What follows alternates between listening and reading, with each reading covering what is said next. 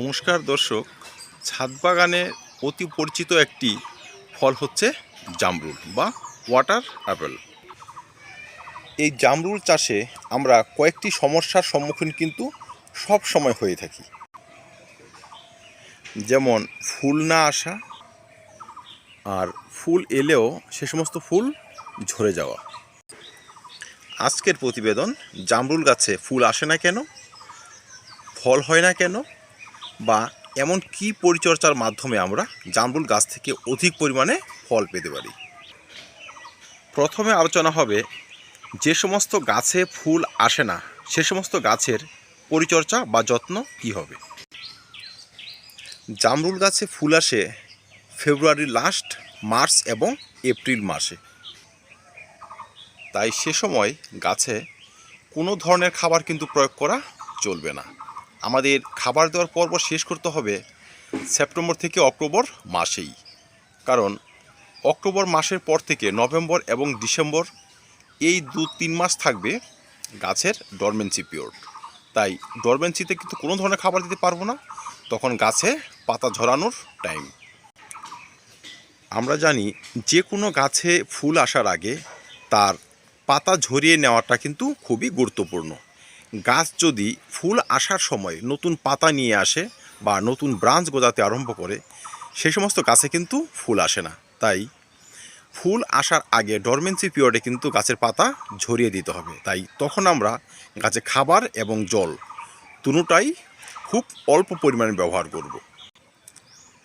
জামরুল গাছের একটি প্রবণতা হচ্ছে তার ব্রাঞ্চগুলো লম্বালম্বিভাবে বেড়ে যায়, অনেকটা লেবু বা ডালিম গাছের ওয়াটার শাকার যেমন হয় তেমন টাইপের দেখা যায়। যদি ব্রাঞ্চগুলো লম্বালম্বিভাবে শুধু বেড়েই যায়, সে সমস্ত ব্রাঞ্চে কিন্তু নতুন ফুল আসে না, তাই তার গ্রোথ স্টপ করে দিতে হবে। তাই সেপ্টেম্বর বা অক্টোবর মাসে জামরুল গাছে কিন্তু প্রুনিং করা হয়। গাছ এমনভাবে ছাঁটাই করে দিতে হয় যেন তার প্রধান শাখাগুলো সঠিক থাকে, বাকিবাদ যে শাখা সেগুলো কিন্তু গাছ থেকে বিদেয় করে দিতে হয়। এতে কি হয়, গাছের গ্রোথ স্টপ হয়ে যায়, আর তখনই কিন্তু গাছে ফুল আসা শুরু হয়। আমাদের টবের কাছে সীমিত খাদ্যে কিন্তু গাছ বেড়ে ওঠে।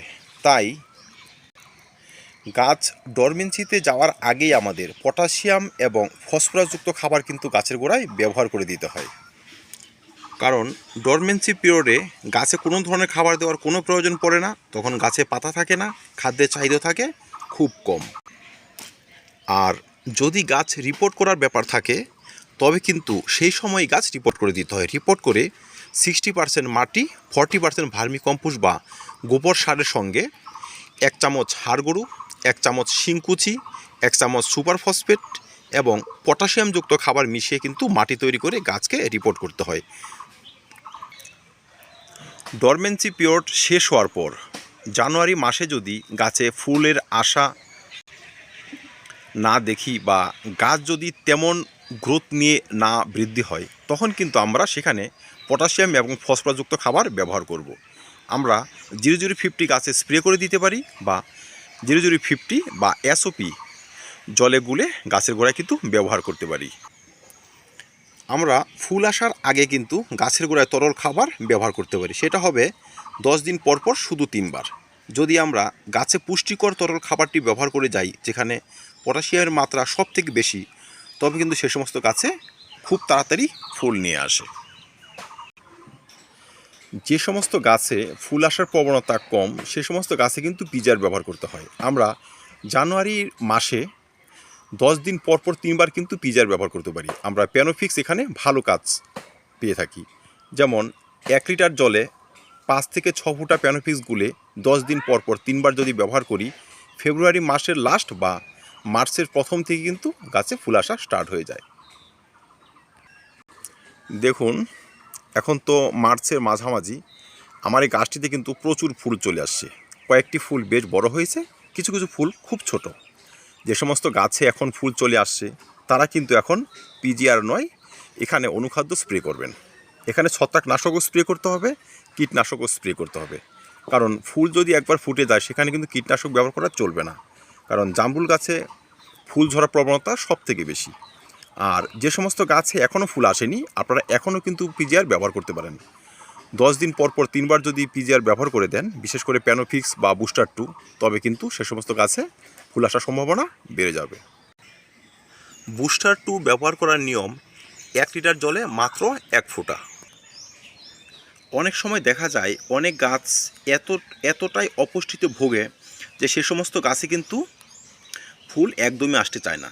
যদি তেমন আক্রান্ত গাছ থাকে তবে কিন্তু আমরা সেখানে অনুখাদ্যের সঙ্গে জিঙ্ক ব্যবহার করব, বা গাছের গোড়ায় যখন তরল খাবার ব্যবহার করি সেখানে একটি বড় টবের জন্য 1 থেকে 1.5 গ্রাম জিঙ্ক গুলে ব্যবহার করব। এতে ফুল আসার প্রবণতা বেড়ে যাবে, সে সমস্ত ফুল কিন্তু গাছ থেকে চট করে ঝরবে না। এবার আসি যে সমস্ত গাছে ফুল চলে এসেছে সে সমস্ত গাছের পরিচর্যা নিয়ে। এখন আমরা পিজিআর দেওয়া বন্ধ করব। এখন গাছে ব্যবহার করব ভালো কোনো মাইক্রোনিউট্রিয়েন্ট। এক্ষেত্রে আমরা মবোমিন ব্যবহার করতে পারি, বায়োভিটা এক্স ব্যবহার করতে পারি। যদি বায়োভিটা এক্স ব্যবহার করি সেক্ষেত্রে ডোজ হবে 1.5 থেকে 2 ml পার লিটার জলে 10 দিন পর পর 3বার।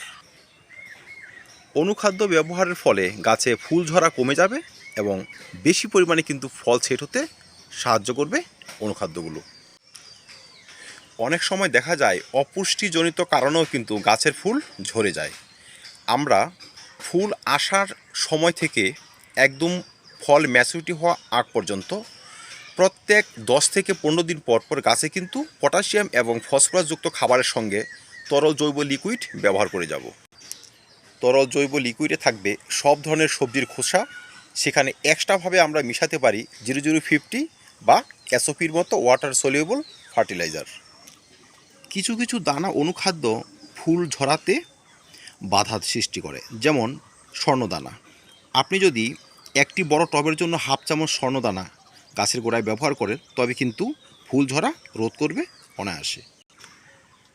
যে সমস্ত গাছে ফল ঝরার প্রবণতা সব থেকে বেশি এর মধ্যে একটি হচ্ছে জামরুল গাছ। তাই আমরা এই সমস্ত গাছে রাসায়নিক খাবার কিন্তু কম পরিমাণে ব্যবহার করব। এখানে সব থেকে বেশি খাবার ব্যবহার করব অর্গানিক, যেমন গোবর সার, পাতা পচা সার, ভার্মি কম্পোস্ট। এর সঙ্গে মেশাবো ক্যালসিয়াম নাইট্রেট বা 1/2 চামচ চুন, 1 চামচ ডিমের খোসা, 1 থেকে 2 চামচ পেঁয়াজের খোসা এবং 4 চামচের 1 চামচ শিং চাছা।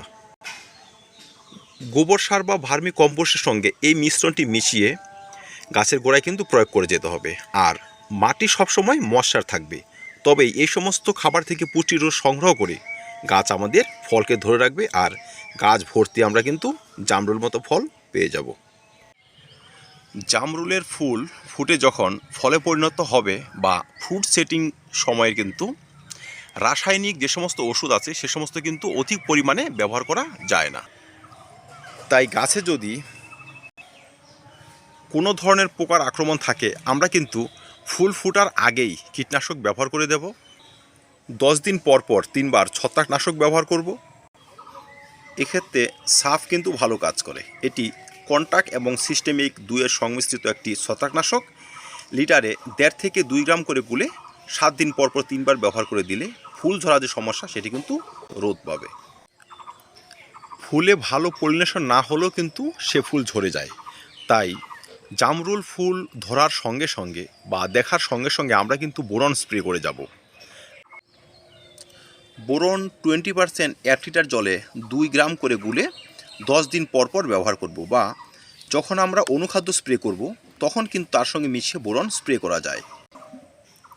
এতে পলিনেশনের হার বেড়ে যাবে আর গাছে কিন্তু অধিক পরিমাণে ফ্রুট সেট হতে সাহায্য পাবে। সবশেষে বলবো, জামরুল গাছ হচ্ছে খুবই সেন্সিটিভ একটি প্লান্ট। আবহাওয়ার তারতম্য, ঝড়, অতিরোধ, টবের মাটি শুকিয়ে যাওয়া, এই সমস্ত সমস্যা দেখলে কিন্তু আপনাদের আগে থেকে সতর্ক থাকতে হবে। কারণ একদিনের জন্য যদি এরা প্রতিকূল অবস্থায় পড়ে যায় ফল কিন্তু সম্পূর্ণরূপে ঝরে যাবে। তাই যদি প্রখর রোদ থাকে সে সমস্ত রোদ থেকে বাঁচার জন্য শেডের ব্যবস্থা করতে হবে।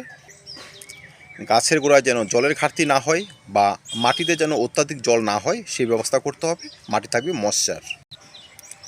খাদ্যের যোগান আমরা সঠিকভাবে দিয়ে যাব, তবেই কিন্তু আমরা গাছ ভর্তি জামরুল পেতে পারি। দর্শক, আমি যে এই পরিচর্যার কথা বললাম, এটি শুধু কোনো বিশেষ এক ধরনের জামরুলের জন্য নয়। জামরুল সাদা হয়, গোলাপি রঙের হয় বা সবুজ হয়, সব ধরনের জামরুলের ক্ষেত্রে কিন্তু একই পরিচর্যা।